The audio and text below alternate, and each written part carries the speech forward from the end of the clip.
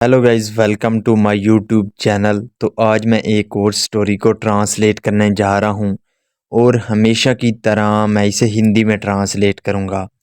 इस वीडियो में मैं आपको वर्ड बाय वर्ड मीनिंग के बारे में बताऊँगा और साथ में ग्रामर के पार्ट को भी कवर करूँगा। तो आपसे गुजारिश है कि इस वीडियो को लास्ट तक ज़रूर देखेगा ताकि आप इसको अच्छे तरीके से समझ सकें। तो वीडियो शुरू करते हैं। वीडियो का जो टाइटल है वो है द टू फ्रेंड्स, दो दोस्त। तो ये था हमारा टाइटल। इसको मज़ीद पढ़ते हैं। वंस, एक बार या एक दफ़ा। टू बेस्ट फ्रेंड्स, दो अच्छे दोस्त। वर वॉकिंग, चल रहे थे। यहाँ पे वर के साथ वर्ब की फोर्थ फॉर्म का प्रयोग किया गया है। जब वाज या वर के साथ वर्ब की फोर्थ फॉर्म का प्रयोग किया जाता है तो वो हमारा पास्ट कंटिन्यूअस टेंस का वाक्य कहलाता है और इस तरह के वाक्य के आखिर पर रहा था, रही थे आता है। तो वो चल रहे थे थ्रू द डेजर्ट। डेजर्ट कहते हैं रेगिस्तान को या सरा को। तो वो रेगिस्तान में से चल रहे थे। तो इसका क्या मतलब हुआ? Once two best friends were walking through the desert. एक बार दो अच्छे दोस्त रेगिस्तान में से चल रहे थे। During some point of the journey. During का मतलब होता है के दौरान। तो दौरान किससे किसके? सम पॉइंट यानी कि कुछ लम्हों के दौरान, ऑफ द जर्नी यात्रा के। They had an argument. Argument का मतलब होता है बहस। तो उनके दरमियान बहस हो गई यानी कि जो जर्नी थी, जो यात्रा थी, उसके कुछ समय के दौरान उनके दरमियान क्या हुआ? बहस हुई। And one friend slapped the other one on the face.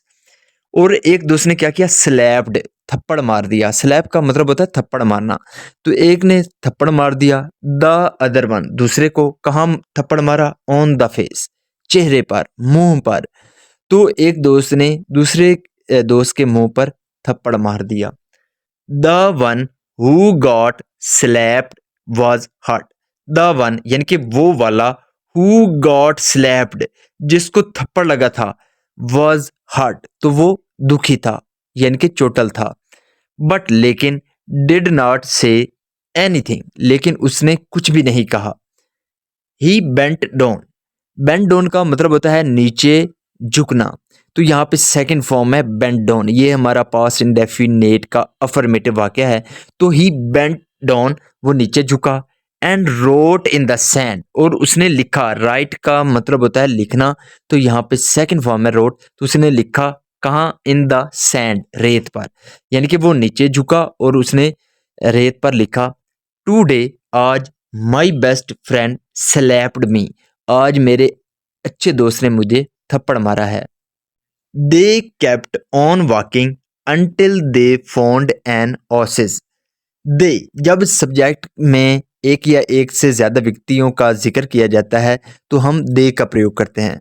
तो वो लोग यानी कि वो दोनों, दे केप्ट, वो चल क्या किए उन्होंने? दे केप्ट ऑन वॉकिंग, वो चलते रहे। अनटिल, तब तक नहीं। दे फाउंड एन ओसिस। ओसिस का मतलब होता है जो रेगिस्तान में थोड़ी सी हरियाली नजर आती है, उसको ओसिस बोलते हैं। यानी कि जहाँ पे लोग आराम कर सकें। तो दे केप्ट ऑन वॉकिंग, वो तब तक चलते रहे। Until they found an Oasis, जब तक उन्हें वो जो हरी भरी जो घास थी वो ना मिली हो। वेयर, जहाँ पे। दे डिसाइडेड, उन्होंने निर्णय किया। डिसाइड का मतलब होता है निर्णय लेना। तो यहाँ पे सेकंड फॉर्म है डिसाइडेड, जहाँ पे उन्होंने निर्णय लिया। टू टेक अ बाथ, नहाने का। The one who had been slapped got stuck in the mire and started drowning. The one यानी कि वो वाला, हु हैड बीन स्लैप्ड, जिसको थप्पड़ लगा था, यानी कि जिसको थप्पड़ लगा था, उसने वो क्या हो गया उसके साथ? गॉट स्टक, वो फंस गया। स्टक का मतलब होता है फंसना, तो वो फंस गया। इन द मायर, मायर कहते हैं दलदल को। तो वो दलदल में फंस गया यानी कि जिसको थप्पड़ लगा था वो दलदल में फंस गया। एंड स्टार्टेड ड्रोनिंग, और वो डूबने लगा। ड्रोनिंग का मतलब होता है डूबने लगना, तो वो डूबने लगा। बट लेकिन वॉज सेव्ड, उसको बचा लिया गया। किसके द्वारा? बाय हिज फ्रेंड, उसके दोस्त के द्वारा। तो उसको उसके दोस्त के द्वारा बचा लिया गया। आफ्टर ही रिकवर्ड, आफ्टर का मतलब होता है के बाद। तो ही रिकवर्ड यानी कि उसके रिकवर होने के बाद, उसके निकलने के बाद, एंड रीगेन्ड हिमसेल्फ, और उसके होश के आने के बाद, he wrote on a stone, he wrote उसने लिखा, राइट का मतलब होता है लिखना, तो यहाँ पे सेकंड फॉर्म है रोट, तो उसने लिखा ऑन अ स्टोन, एक पत्थर पर, today my best friend saved my life, आज मेरे अच्छे दोस्त ने मेरे जीवन बचा लिया है।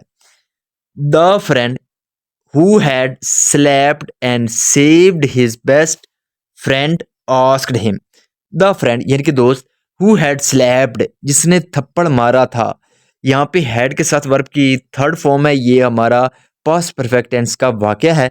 और यहाँ पे जो who है ये एक रिलेटिव प्रोनाउन है जो कि फ्रेंड के लिए लगा है। who जो है जब हम तब इसका प्रयोग करते हैं जब हम किसी का रेफरेंस देते हैं, यानी कि किसी सब्जेक्ट के बारे में बताते हैं। तो the friend who had slapped यानी कि दोस्त जिसने थप्पड़ मारा था, and saved his best friend और अपने अच्छे दोस्त की जान बचाई थी, उसने क्या किया? आस्क्ड हिम, उससे पूछा, आफ्टर आई हर्ट यू यानी कि मेरे तुम्हें चोट पहुंचाने के बाद, you wrote in the sand and now you right on a stone, why? You wrote in the sand, तुमने यानी कि लिखा कहाँ पे? सैंड पे, रेत पे। यानी कि जब मैंने आप तुझको चोट पहुंचाई तो तुमने उसको रेत पर लिखा।